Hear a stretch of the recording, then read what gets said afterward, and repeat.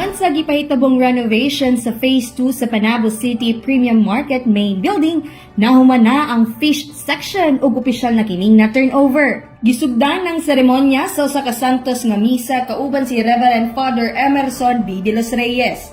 Human, gipahitabo ang pagbendisyon sa maong area. Ang pag-renovate sa fish section area kay usa sa mga inisyatibo ni City Mayor Jose E. Relampagos. Sa katuyuan nga maplastar ang mga stall sa mga vendors ug mahatagan og dakong agianan ang mga konsumante. Ingon usab ni Mayor Joe nga ang sunod nga ipa-renovate kay ang mga area sa lamasan ug prutasan sa palengke.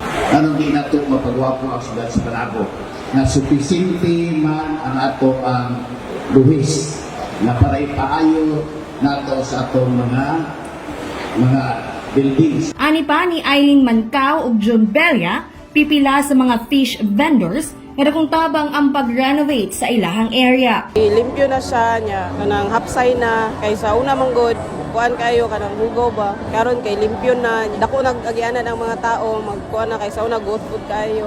Ako ang pagpasalamat sa mga stall awardees, sa mga business licensing na nahatagan pagtagad ang dugay ng mulo, mga kahugaw, dilapidated nga infrastruktura sa premium market. And finally, nakita na namo kung unsa mga laraw o natagamtam namo ang kabaguhan.